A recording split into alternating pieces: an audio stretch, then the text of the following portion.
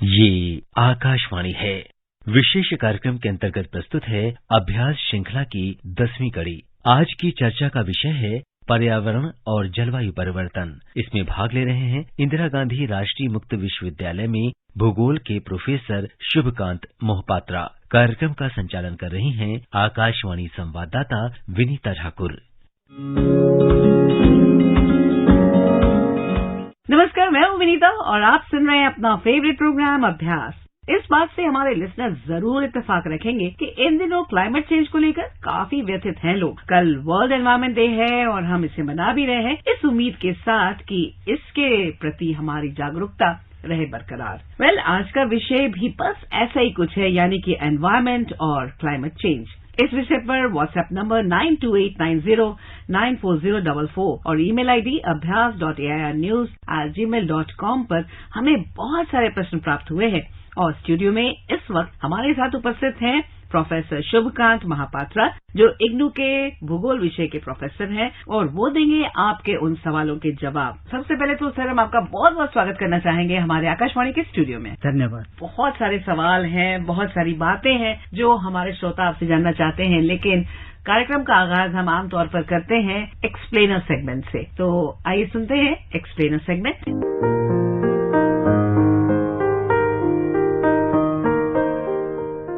भारत अपने carbon footprint को कम करके पर्यावरण की रक्षा करने में सबसे आगे रहा है। इसके लिए इसने कम कार्बन प्रौद्योगिकियों में भारी निवेश किया है, नवीकरणीय ऊर्जा पर स्विच किया है और वनों की रक्षा के अपने प्रयासों को तेज किया है। इस प्रक्रिया के दौरान इसने लाखों कार्बन क्रेडिट या प्रमाणित उत्सर्जन कटौती प्राप्त की। एक प्रमाणित उत्सर्जन में कमी, जिसे CER के रूप में भी जाना जाता है, संयुक्त राष्ट्र द्वारा सदस्य देशों को 1 टन कार्बन डाइऑक्साइड उत्सर्जन को रोकने के लिए जारी किया गया एक प्रमाण पत्र है। ये आमतौर पर सदस्य राज्यों को स्वच्छ विकास तंत्र के उपयोग के माध्यम से ग्रीन हाउस गैस में कमी प्राप्त करने वाली परियोजनाओं के लिए जारी किए जाते हैं। विकसित अर्थव्यवस्था वाले देश यानी क्योटो प्रोटोकॉल के तहत अनुबंध 1 के रूप में मान्यता प्राप्त, साथ ही कंपनियां CER का उपयोग अपने उत्सर्जन लक्ष्यों तक पहुंचने में मदद करने के लिए कर सकती हैं। उदाहरण के लिए गूगल, अमेज़न और एप्पल जैसी कंपनियों ने एक निश्चित तारीख तक नेट जीरो जाने की कसम खाई है। क्योंकि ग्रीन हाउस गैस उत्सर्जन को पूरी तरह से रोकना या उन सभी को वापस अवशोषित करना संभव नहीं, इसीलिए ये कार्बन क्रेडिट खरीदकर अपना वादा निभाते हैं।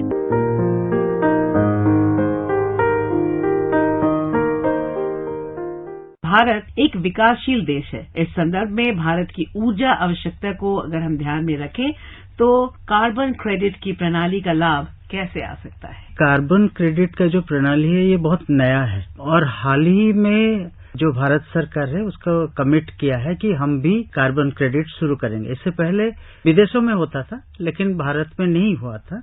उसका जो आप एक इस तरीके से समझिए कि हम जो कार्बन डाइऑक्साइड एमिट करते हैं, जो वायु में छोड़ते हैं, चाहे फैक्ट्री हो, व्हीकल से हो, वही मेन कारण होती है आपका जो बाद में क्लाइमेट चेंज कह लीजिए या भूमंडल तापन कह लीजिए, जिसको ग्लोबल वार्मिंग कहते हैं, उसका एक मेजर फैक्टर हमने माना है। उसके पीछे कारण ये है कि सपोज इसको रोकना है तो रोकने की बहुत सारे तरीका है। एक तरीका लोगों को अट्रैक्ट करने के लिए, जो इसको कर रहे हैं उनको अट्रैक्ट करने के लिए ये कार्बन क्रेडिट का जो कॉन्सेप्ट है इंट्रोड्यूस किया गया है। उसका जो तरीका होता है 1 ton of carbon dioxide emission, जो हम कार्बन डाइऑक्साइड जितना 1 टन जो एमिट करते हैं उसको बचाने के लिए हम जब कोई एक एनवायरमेंटल फ्रेंडली तरीका बताते हैं कि हम इस तरीके से आगे से ये 1 टन एमिट नहीं करेंगे, और इस तरीके से जब आप कमिट करके आप बताएंगे कि मैं इस प्रणाली में 10 टन एमिट नहीं करेंगे,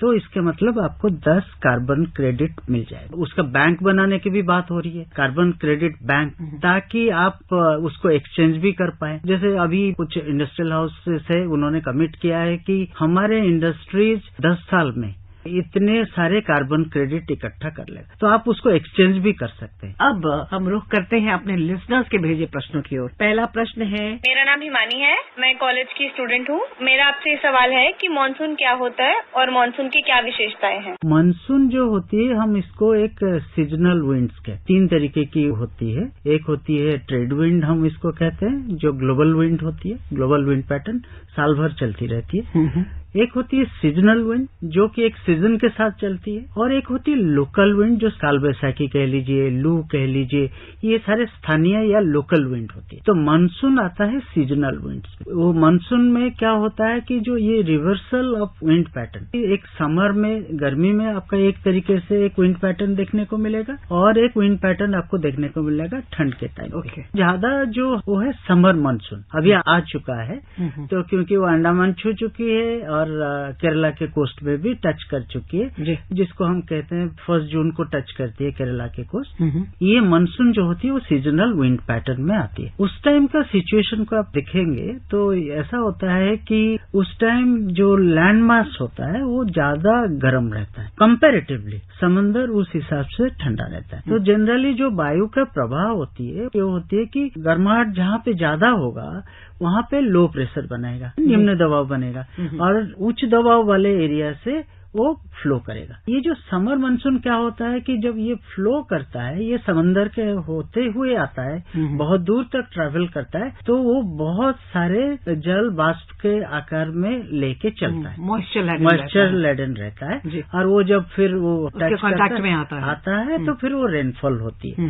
हम इसको ज्यादातर हम समर मानसून कहते हैं। इसका जस्ट रिवर्सल होता है विंटर मानसून, जब आप किसी जगह पर रिट्रीटिंग मानसून भी हम कहते हैं। तो इंडिया में आप देखेंगे इसका जो बारिश होती है, क्योंकि वो स्थल भाग से चलती है, सिर्फ हमारे मैं भारत के संदर्भ में भी इसलिए बता रहा हूँ ताकि जो सवाल पूछे वो उसको उससे जोड़ पाएंगे। अदरवाइज ये तो साउथ एशिया में भी होती है, दक्षिण गोलार्ध में भी होती है, लेकिन ज्यादातर साउथ एशिया में ज्यादा प्रोमिनेंट होती है। ये जब रिट्रीटिंग मानसून होती है, क्योंकि ये स्थल भाग से चलता है, तो वो क्या होता है, इतना बारिश नहीं करती है। लेकिन एक एक्सेप्शन है, ये जब बे ऑफ बंगाल या बंगाल के खाड़ी क्रॉस करके जाती है, सब जगह पे आपको देखने को मिलेगा बारिश समर मानसून में दूसरे पार्ट पे। लेकिन जो कोस्टल पार्ट है वहाँ पे सिर्फ हमारा रिट्रीटिंग मानसून से बारिश होती है, वो नवंबर और दिसंबर में बारिश होती है। तो हमारे देश में एक ही जगह है जहाँ पे कि रिट्रीटिंग मानसून में ही ज्यादातर बारिश होती है। यहाँ पे आप चेन्नई में आपको समर मानसून में ज्यादा बारिश नहीं मिलेगी। अच्छा, हाँ, ये जो रिवर्सल ऑफ विंड पैटर्न हम कहते हैं, सीजनल विंड पैटर्न, इसको मानसून कहते हैं। ये अरबिक वर्ड मौसम से आया हुआ है। अगला सवाल है, I am Yashwant Chauhan from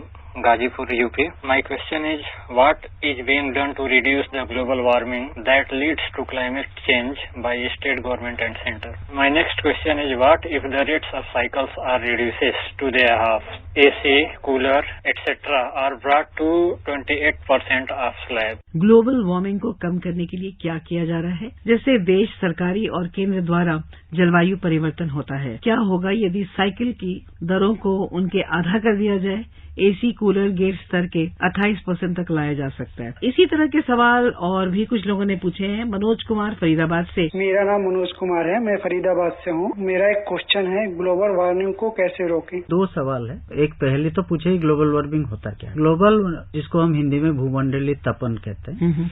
तो ग्लोबल वार्मिंग जो होती है कि ये जो भूमंडल है इसका एक एवरेज टेम्परेचर है। उस एवरेज टेम्परेचर से जब हम वेरिएशन करते हैं, सपोज हम मानते हैं कि एवरेज टेम्परेचर है 14 डिग्री, हमारे जो दिनचर्या, जीवन शैली, ये सारे रहा है, जिसकी वजह से हमने क्या किया है कि उतने ही कार्बन डाइऑक्साइड इकट्ठा किया। इससे पहले आपको ग्लोबल वार्मिंग समझने के लिए आपको ग्रीन हाउस इफेक्ट भी समझना पड़ेगा, क्योंकि ग्रीन हाउस का इफेक्ट जो होता है, जैसे मिड लैटिट्यूड कंट्री में क्या होता है, वहाँ पे सूरज बहुत देर तक निकलता नहीं। फसल उगाने के लिए वो क्या करते हैं, ग्लास हाउसेस बनाते हैं, जिसके कि अंदर सूरज के किरणें आ जाएंगे, लेकिन वो बाहर निकल के नहीं जा पाएंगे। सो वो जो तापमान को है वो रिटेन कर पाएंगे ताकि वो फसल कर पाए। वही इफेक्ट अभी पृथ्वी के ऊपर हो गया, ग्रीन हाउस इफेक्ट हो गया, कि हमने इतने सारे जो उसको हम ग्रीन हाउस गैसेस भी कहते हैं, जिसमें कि carbon dioxide, methane, sulphur dioxide, chlorofluorocarbon, ये सारे ग्रीन हाउस गैसेस के नाम पे जाना जाता है। ये लाइफस्टाइल रहा है, इंडस्ट्रियलिज्म रहा है, जिसकी वजह से हमने इतने गैस रिलीज किए हैं। वो क्या करता है कि एक ब्लैंकेट के जैसे काम करता है, जिसके थ्रू में सूरज की किरणें तो अंदर आ जाती है, लेकिन वो जब वापस जाते हैं वो वहां पे ट्रैप हो जाते हैं। तो ट्रैप होने की वजह से ये जो भूमंडल है उसका तापमान और बढ़ जाता है, जिसको कि हम ग्लोबल वार्मिंग कहते हैं। अभी वही हुआ है, इतने एमिशन हुआ है जिसकी वजह से ये एक ब्लैंकेट के जैसे काम करता है और लोअर एटमॉस्फेयर में ये टेम्परेचर को रिटेन करता है, जिसकी वजह से वार्मिंग सब जगह पे बढ़ा है। अभी इस बार दिल्ली में भी देखे होंगे 49 डिग्री 50 डिग्री हो गया। पहले होता था, लोग देखेंगे विंटर के बाद पहले फुल स्वेटर पहनते थे, फिर हाफ स्वेटर में आते थे। अब ऐसा कोई स्कोप नहीं है। तो कहीं ना कहीं ये उस सब चीजों में जुड़ा हुआ है, ग्लोबल वार्मिंग के साथ जुड़ा हुआ है। हमने एसी यूज करते, ये भी एक वन ऑफ द फैक्टर है। इनका जो पूछने का मकसद है, मैं यही सोच रहा हूँ कि आप यूज करिए, लेकिन उसको एक लिमिटेड तरीके से यूज करिए। उसका अल्टरनेटिव भी बहुत सारे आ गया है। विदेश में हम देखते हैं उनका साइकिलिंग का कल्चर बहुत है, बहुत लोग गाड़ी प्रेफर नहीं करते, तो गाड़ी के लिए थोड़ा हाईवे एक्सक्लूसिवली बना हुआ है, लेकिन लोग वहाँ प्रधानमंत्री राष्ट्रपति होता है, वो भी कभी कभी साइकिल में आ जाते हैं। हमारे यहाँ पे तो सोच नहीं सकते। तो वो एक ये तरीका है कि इसका कारण ये है कि आप बचते हैं कि ये जो कार्बन एमिशन से ये जो फ्यूल यूज करते हैं वो फ्यूल यूज नहीं होगा। बहुत सारे कंट्री उसको रेस्ट्रिक्ट कर दिए, इन द सेंस वो कहते हैं उस दिन नो कार डे, मतलब उस दिन कोई व्हीकल में नहीं चलेगा, पब्लिक ट्रांसपोर्ट यूज करेगा। ये सब जो तरीका है, ये तरीका है इसको रोकने के लिए। आप कार्बन एमिट मत करिए ताकि ग्लोबल वार्मिंग ना बढ़े। ग्लोबल वार्मिंग ना बढ़ने के लिए ये जो पूछ रहे हैं यही है। कुछ चीज में आप एक जुडिशियसली यूज करिए, कर रहे हैं तो, और कुछ चीज आप उसका अल्टरनेटिव दे सकते हैं ताकि ये कार्बन एमिशन को रोके और ग्लोबल वार्मिंग को रोके, मिनिमाइज हो जाए। अगला सवाल भी कुछ इसी से कनेक्टेड है। वो नदीम दिल्ली से पूछ रहे हैं। मेरा नाम नदीम है, मैं दिल्ली से हूँ।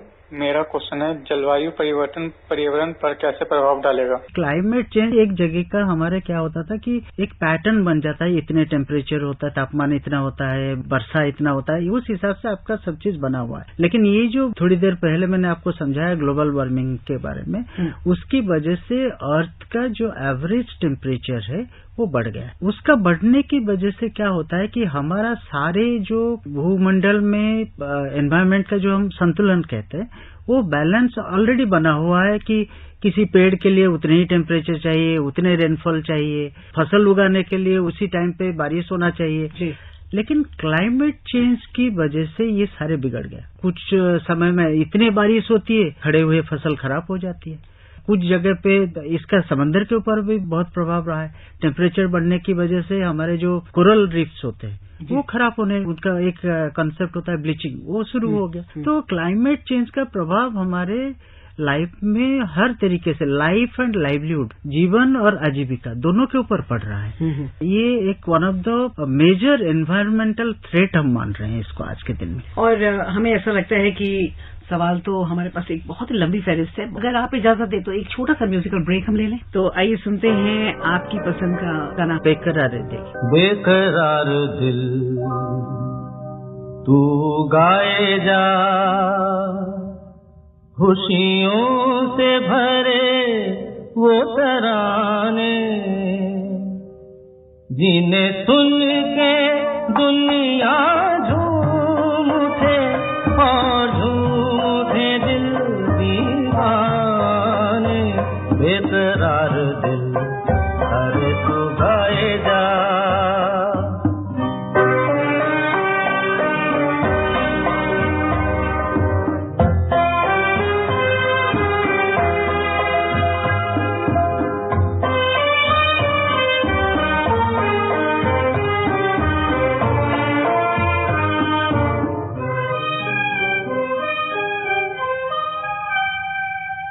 राग हो कोई मिलन का, सुख से भरी सरगम का,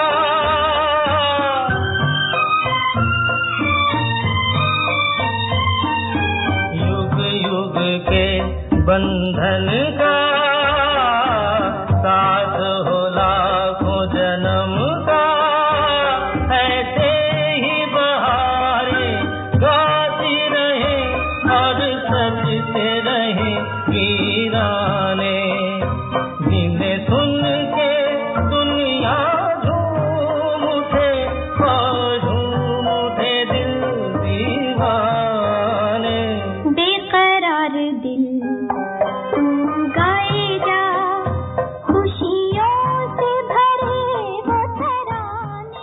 वेलकम बैक फ्रेंड्स। बातें चल रही है कार्यक्रम अभ्यास में। हमारे साथ इस वक्त हैं प्रोफेसर शुभकांत महापात्रा, जो कि इग्नू में भूगोल के प्रोफेसर हैं। और अगला सवाल है, ये सवाल भेजा है मनोहर भाटी। मेरा नाम मनोहर भाटी है। मेरा सवाल है कि अपघटन की प्रक्रिया में निक्षालन की क्या भूमिका है? निक्षालन को हम इंग्लिश में जो टर्म कहते हैं वो है लीचिंग। उसका मतलब ये होता है कि निक्षालन की एक प्रक्रिया है। सपोज मैं सॉइल के कॉन्टेक्स्ट में, मृदा के कॉन्टेक्स्ट में देखूं इसको, मृदा का निक्षालन, तो मृदा में जो सारे केमिकल कंपोनेंट्स होती है जिसकी वजह से खेती कहीं पे अच्छे होते हैं कहीं पे नहीं होती, जब भी कोई लिक्विड के साथ संस्पर्श में आता है तो वो उसको बहा के ले जाता है, उस लेयर को जो हटा वो लेयर को हटा देता है। और उस लेयर, क्योंकि वो सल्यूबल होता है, पानी में घुल मिल जाता है, वो वहां से हट जाता है। इस प्रक्रिया को हम निक्षालन कहते हैं। दूसरा सवाल जो हम आपसे पूछने जा रहे हैं वो love Kumar.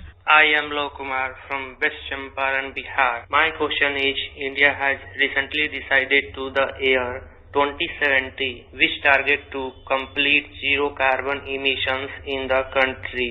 So how it is possible? Bharat ने हाल ही में वर्ष 2070 का फैसला लिया है, जिसका लक्ष्य देश में शून्य कार्बन उत्सर्जन को पूरा करना है। तो ये क्या संभव है? इसके ऊपर तो बहुत ही लंबा डिबेट चली है विकासशील देश और विकसित देश के बीच। बहुत दिन तक डिस्कशन हुआ, क्योंकि विकासशील देश इसको मानते नहीं थे। मानते इसलिए नहीं थे, उन्होंने इसी बात पे अड़े हुए थे कि हमारे बहुत सारे प्रायोरिटी है, अभी हमारे देश में और सारे काम करना है, तो इसको कमिट करने से हमको बहुत सारे चीजों में रोक लगाना पड़ेगा, जो कि हमारे हो सकता है इकोनॉमी के ऊपर भी प्रभाव डाले। क्लाइमेट चेंज का हर साल एक कॉन्फ्रेंस होता है जिसको हम कहते हैं कॉप कहते हैं, COP। उसमें क्या होता है, 26th कॉप जो है वो ग्लासगो में हुआ था, जिसमें हमारे प्रधानमंत्री जी भी उसमें गए थे। और उन्होंने ये जो 2070 की बात कर रहे हैं, ये जो कार्बन न्यूट्रलिटी की, जीरो कार्बन न्यूट्रलिटी जिसको कहते हैं, उसमें उन्होंने अनाउंस किए कि भारत 2070 तक जीरो कार्बन न्यूट्रलिटी लेके आएगा। वहाँ पे भी एक 5 सूत्री प्रोग्राम की भी बताए हम कैसे कैसे करेंगे। फ्यूचरिस्टिक है, लेकिन उन्होंने कमिट किए हैं, तो उस तरीके से हम अपने आप को मॉडिफाई करेंगे। जैसे उन्होंने कहा कि हम आगे चल के जितने सारे ऊर्जा का स्रोत होगा 50% हमारे वो होगा रिन्यूएबल सोर्सेज से होगा। जैसे कि हम ये कह सकते हैं सूर्य के किरणें से, सोलर एनर्जी। क्योंकि एक ग्लोबल प्रोग्राम है सोलर एलियंस, जिसमें कि इंडिया बहुत लीड लिया है, जिसका हेडक्वार्टर इंडिया में है। बहुत कोशिश कर रहे हैं कि जितने से जितने सोलर एनर्जी यूज करें, विंड एनर्जी। तो इस तरीके से जो पॉल्यूशन फ्री है उसको यूज करने के लिए हमने कोशिश कर रहे हैं, और उसी डायरेक्शन में उन्होंने कहा कि 2070 में हम कोशिश करेंगे। ये कमिटमेंट है। अगला सवाल शिवराज खेकड़ी राजस्थान से। मैं शिवराज कुमावत। मेरा प्रश्न यह है कि ग्लोबल वार्मिंग क्या होता है? गर्मी के मौसम में भी ओलावृष्टि का होना व सर्दी का कम या अधिक देरी से पड़ना जलवायु परिवर्तन से किस तरह से संबंधित है? दोनों का अलग अलग चीज है। ये बहुत टेम्पररी या क्षणिक हम कह सकते हैं कि वो उस टाइम पे जो टेम्परेचर होता है वो बहुत डाउन हो जाता है, जिसकी वजह से टेम्परेचर का जो मेजर डिफरेंस होती है उसकी वजह से वो ओला का फॉर्मेशन होता है और जिस बारिश होती है। मेरे हिसाब से इसका कोई ऐसा रिलेशनशिप नहीं है कि सर्दी में कम होगा सर्दी ज्यादा होगा, इसके साथ कोई रिलेशनशिप नहीं है। सवाल और उसके बाद हम एक दूसरा सेगमेंट सुनेंगे। ये है साधना शुक्ला का। मैं साधना शुक्ला जिला गोंडा उत्तर प्रदेश से हूँ। हमारा आपसे प्रश्न है कि एल्बिडो और एल नीनो क्या है? ये जलवायु परिवर्तन को कैसे प्रभावित करते हैं? देखिए, एल्बिडो और एल नीनो दो अलग अलग चीज है। एल्बिडो ऐसा होता है कि जो हम कहते हैं कि सूरज का किरणें जब धरती पे आती है और वो फिर वापस चली जाती, वो एक पूरे साइकिल है। 100% जितना आता है उतना वापस चला जाता है। लेकिन जो हम टेक्निकल टर्म में कहते हैं रिफ्लेक्टेंस, हर जमीन के ऊपर जो जो हमारे भू आकृतियां है या जो जो पदार्थ है उसके ऊपर इसका रिफ्लेक्टेंस अलग अलग होती है। ये जो अलग अलग तरीके की रिफ्लेक्टेंस होती है उसको हम एल्बिडो कहते हैं। एल्बिडो जब सबसे ज्यादा होता है वो व्हाइट पे होता है, वो हमें पता है क्योंकि वो ज्यादा रिफ्लेक्ट करता है और सबको पता है ब्लैक सबको ऑब्जर्व करता है। तो इसीलिए व्हाइट के ऊपर एल्बिडो इसलिए सबसे ज्यादा आपका स्नो और आइस कवर के ऊपर होती है। सपोज आपके कोई ब्लैक है या टुवर्ड्स ब्लैक है, गंदगी पड़ा हुआ है, वो जल्दी ऑब्जर्व कर लेगा, वो उतना रिलीज नहीं करेगा। उस तरीके से हो रहा है। एल नीनो ये एक फेनोमेना है, वेदर फेनोमेना है जो कि साउथ अमेरिका के कोस्ट में देखने को मिलता है। और ये जो वर्ड एल नीनो है ये एक स्पेनिश वर्ड से आया है जिसका नाम है बॉय चाइल्ड। उसका मतलब ये होता है कि जो समंदर में होते थे इस तरीके से जो गर्माहट उनको पहली बार जो समंदर में लोग होते थे उनको देखने को मिला था, उन्होंने फिर उसको पता किया क्योंकि वो कब होता है, वो क्रिसमस के टाइम पे होता है। बॉय चाइल्ड मीन्स वो जीसस को वो रेफर करते हैं। तो ये जो एक फेनोमेना है समंदर में, ये जो गर्म होके वार्म करंट की वजह से ये रेनफॉल बहुत साउथ अमेरिका के कोस्ट और सेंट्रल अमेरिका में बहुत होती है बारिश। तो इसका भी मानसून के साथ रिलेशन है। लोगों ने उसको साइंटिफिकली 100% तो नहीं कहेंगे, लेकिन लोगों ने ये भी कहा है कि मॉडल यही कहता है कि एल नीनो जिस साल एक्टिव रहा है उस साल मानसून वीक रहा है। एक एक्सेप्शन है, लेकिन एक रिलेशनशिप लोगों ने बताया कि जिस साल ला नीना, इसका अपोजिट है, ला नीना होता है उस साल मानसून और ज्यादा ज्यादा बारिश होती है। तो एक तरीके से ये हम एल नीनो ला नीना को मानसून के साथ ये एक मॉडल के साथ जोड़ सकते हैं। और दोस्तों अब एक बहुत ही इन्फॉर्मेटिव और इंटरेस्टिंग सेगमेंट आपके लिए, फैक्ट फाइल। 1813 का चार्टर एक्ट शिक्षा की दिशा में पहला कदम था जिसे भारत सरकार का एक उद्देश्य बनाया गया। भारत के गवर्नर जनरल का पद 1833 के रेगुलेटिंग एक्ट द्वारा बनाया गया था, जिसने बंगाल के गवर्नर जनरल के पद को भारत के गवर्नर जनरल में बदल दिया। 1854 के वुड्स डिस्पैच को भारत में अंग्रेजी शिक्षा का मैग्ना कार्टा कहा जाता है। दिल्ली षड्यंत्र मामला, जिसे दिल्ली लाहौर षड्यंत्र के रूप में भी जाना जाता है, 1912 में रचा गया, जिसने भारत के तत्कालीन वायसराय लॉर्ड हार्डिंग की हत्या की योजना बनाई थी। असहयोग आंदोलन 5 सितंबर 1920 को भारतीय राष्ट्रीय कांग्रेस द्वारा महात्मा गांधी के नेतृत्व में शुरू किया गया था। 1930 में कांग्रेस पार्टी ने घोषणा की थी कि पूर्ण स्वराज्य या पूर्ण स्वतंत्रता संग्राम का एकमात्र उद्देश्य था। भारत सरकार अधिनियम 1935 ने आंशिक रूप से भारत और पाकिस्तान के अस्तित्व के संवैधानिक आधार के रूप में कार्य किया। भारत छोड़ो आंदोलन के दौरान गांधी जी ने करो या मरो का नारा दिया था। भारत छोड़ो का नारा यूसुफ मेहरली द्वारा गढ़ा गया था, जो एक समाजवादी और एक ट्रेड यूनियनवादी भी थे। कैबिनेट मिशन फरवरी 1946 में एटली सरकार द्वारा भारत में अंग्रेजों से भारतीय नेतृत्व को सत्ता के हस्तांतरण पर चर्चा करने के उद्देश्य से भारत भेजा गया एक उच्च शक्ति वाला मिशन था। धन्यवाद पूनम। फैक्ट फाइल के बाद हम फिर हाजिर हैं कुछ एक सवाल जो हमारे पास है और साथ ही हमारे एक्सपर्ट जो इस वक्त आपके सवालों के जवाब दे रहे हैं। हमारा सवाल ये आया है, मैं नीतीश कुमार नई दिल्ली मंडी हाउस क्षेत्र से ये क्वेश्चन करना चाहता हूँ। अंटार्कटिका क्षेत्र में ओजोन क्षेत्र का बनना चिंता का विषय रहा है। छेद के बनने का क्या कारण हो सकता है? देखिए, इसको समझने के लिए आपको ये समझना पड़ेगा कि कुछ पर्यावरणीय समस्या होते हैं जो वैश्विक होती है, जिसको हम ग्लोबल फिनोमेना कहते हैं। क्लाइमेट चेंज उसी में एक है। इसको हम वैश्विक इसलिए कहते हैं कि देश जो कर रहा है जरूरी नहीं वही भुगतेगा, सब भुगतेंगे उसकी वजह से। तो ये जो ओजोन लेयर डिप्लीशन भी एक वैश्विक फिनोमेना है, like global warming, climate change. एक चीज मैं यही कहूंगा कि पहले तो बहुत ये प्रॉब्लम हुआ था। ये प्रॉब्लम बेसिकली होता है कहाँ से, जो इसका जो मेन जो गैस रेस्पॉन्सिबल होती है जिसको हम कहते हैं क्लोरोफ्लोरोकार्बन और गैसेज, जिसमें क्लोरीन, फ्लोरीन, ब्रोमीन ये सब आते हैं। तो ये सब आता था कहाँ से, जो हम डिओड्रेंट बनाते हैं, स्प्रे बनाते हैं, हाई स्पीड जेट एरोप्लेन होती है, ये लोग जो निकलता है तो ये रेस्पॉन्सिबल था। लेकिन इसका एक अच्छी चीज ये है कि हम बहुत सारे जो वैश्विक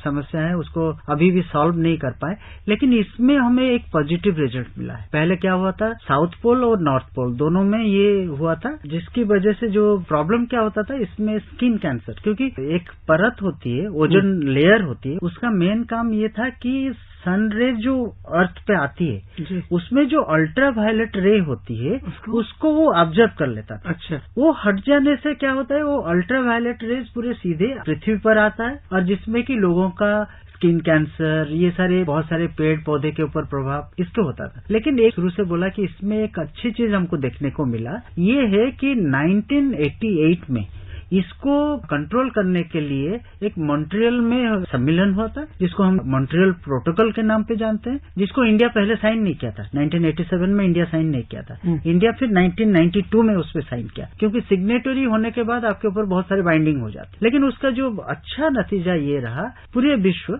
इसको अभी कंट्रोल कर पाए हैं। आहिस्ता आहिस्ता वो जो ओजोन लेयर डिप्लीशन हुआ था वो कम हो रहा है, और ये प्रेडिक्ट किया गया है बाय 2030 नॉर्थ पोल के ऊपर वो जो ओजोन होल बना हुआ था वो खत्म हो जाएगा। 2 सवाल बाकी हैं, कार्यक्रम लगभग अंतिम पड़ाव पे है। महासागरों का अम्लीकरण बढ़ रहा है, ये घटना चिंता का कारण क्यों है? ये छवि खरबंदा और रवि मेरठ यूपी से। मेरा नाम छवि खरबंदा है। मेरा यह सवाल है कि महासागरों का अम्लीकरण बढ़ रहा है, यह चिंता का कारण क्यों है? मेरा नाम रवि है, मैं मेरठ से हूँ। मेरा क्वेश्चन है, महासागरों का अम्लीकरण बढ़ रहा है, यह घटना चिंता का कारण क्यों है? समझाने के लिए, जल में एसिड का अंश बढ़ जाने से वो पूरे के पूरे जो जल का जीव जंतु है, एक्वेटिक लाइफ जिसको हम कहते हैं, उसमें भी उनके ऊपर डायरेक्ट प्रभाव पड़ती है। तो उससे क्या होता है, उनका एक्सटिंक्शन होने के भी चांसेस है। कोरल जो होता है वो बहुत सेंसिटिव होते हैं। अच्छा। कोरल एसिडिटी थोड़ा सा बढ़ने से कोरल ब्लीचिंग शुरू हो जाएगी, कोरल खत्म हो जाएंगे, और कोरल खत्म हो जाएंगे उनको खा के भी बहुत सारे जीव जंतु। तो ये जो सारे फाइटोप्लैंक्टन से एक तरीके से आप ये कह सकते हैं समंदर के अंदर का लाइफ लाइन है, और ये जब खत्म हो जाएंगे तब तो फिर समंदर खत्म है, कोई जीव जंतु नहीं होंगे। अब सारे के सारे लाइफ खत्म हो जाएगा, फाइटोप्लैंक्टन का खत्म होने का मतलब, और ये एसिडिफिकेशन से। आपने बिल्कुल इसी सवाल को टच किया है, जो कि संस्कृति राज मुजफ्फरपुर से, उन्होंने भी यही बात पूछी है। मेरा नाम संस्कृति है। क्या होगा यदि किसी कारण से समुद्र का फाइटोप्लैंक्टन पूरी तरह से नष्ट हो जाए? फाइटोप्लैंक्टन से हमें बहुत बेनिफिट मिलता है। समंदर के अंदर जितने सारे मछलियां हैं वो भी उसको खाते हैं। आप देखेंगे कुछ कुछ एरिया है वर्ल्ड में, उसको मेजर फिशिंग ग्राउंड कहा जाता है, क्योंकि वहाँ पे प्लैंक्टन बहुत पाया जाता है। जब फाइटोप्लैंक्टन नहीं रहेंगे, फिशिंग कहाँ से आप करेंगे? टूरिज्म का बहुत बड़ा है ऑस्ट्रेलिया में, जब वो खत्म है कौन घूमने जाएगा? उस तरीके से टूरिज्म भी सफर होगा, पूरा सफर करेगा, सारे के सारे सफर करेंगे। सवालों के जवाब आपने दिए, लेकिन अब हम आपसे ये भी उम्मीद करते हैं कि आप परीक्षार्थियों से सवाल पूछें, और जिसका जवाब हमें 8 जून तक प्राप्त हो जाने चाहिए। व्हाट्सएप नंबर 9289094044 पर, या फिर वो ईमेल भी कर सकते हैं abhyas.airnews@gmail.com पर। मेरा सवाल, कार्बन सिंक हम किसको कहते हैं, और कार्बन सिंक का मुख्य स्रोत क्या है? उसका ना होने से हमें क्या दुष्परिणाम भुगतना पड़ेगा? तो भाई सवाल हमारे श्रोताओं ने अच्छे से सुन लिया होगा। अब हम एक छोटी सी जानकारी दे दें आपको आगामी परीक्षाओं की। सिविल सेवा प्रारंभिक परीक्षा 2022 और भारतीय वन सेवा प्रारंभिक परीक्षा 2022 यूपीएससी द्वारा 5 जून को आयोजित की जाएगी। गुजरात हाईकोर्ट के सिविल जज के कैडर के लिए प्रारंभिक परीक्षा 5 जून को आयोजित की जाएगी। सामाजिक सुरक्षा अधिकारी के पद पर भर्ती के लिए ESIC SSO चरण 1 प्रारंभिक परीक्षा 11 जून को आयोजित होने वाली है। धन्यवाद दीपमाला। और सफलता किसे अच्छी नहीं लगती, बस एक जज्बा होना चाहिए, जिज्ञासा होनी चाहिए और सही गाइडेंस होना चाहिए। एंड नॉट टू फॉरगेट अभ्यास। और आप जो भी पढ़ाई करें उसे बार बार रिवाइज करें और सफलता आपके कदम चूमेगी। दोस्तों, इस बार का विषय है इकोनॉमिक्स और सवाल भेजने की अंतिम तारीख है 8 जून। इन्हीं शब्दों के साथ आप सबसे मैं इजाजत लेना चाहूंगी। हमारे एक्सपर्ट का यहाँ आने का, हमसे इतनी सारी जानकारी शेयर करने का बहुत बहुत धन्यवाद। Thank you. अगले शनिवार इसी वक्त आप इस कार्यक्रम को सुन सकते हैं। तब तक के लिए मुझे यानी विनीता को दें इजाजत। नमस्कार, शुभ रात्रि। विशेष कार्यक्रम के अंतर्गत अभी आप सुन रहे थे अभ्यास श्रृंखला की 10वीं कड़ी। आज की चर्चा का विषय था पर्यावरण और जलवायु परिवर्तन। इसमें भाग ले रहे थे इंदिरा गांधी राष्ट्रीय मुक्त विश्वविद्यालय में भूगोल के प्रोफेसर शुभकांत मोहपात्रा। कार्यक्रम का संचालन कर रही थीं आकाशवाणी संवाददाता विनीता ठाकुर। ये कार्यक्रम आकाशवाणी के समाचार सेवा प्रभाग द्वारा प्रस्तुत किया गया। इसे आप हमारे mobile app news on EIR और YouTube channel news on EIR official पर भी सुन सकते हैं। इस कार्यक्रम के संबंध में अपनी प्रतिक्रिया आप हमें ईमेल कर सकते हैं। पता है EIRNSDtalks@gmail.com।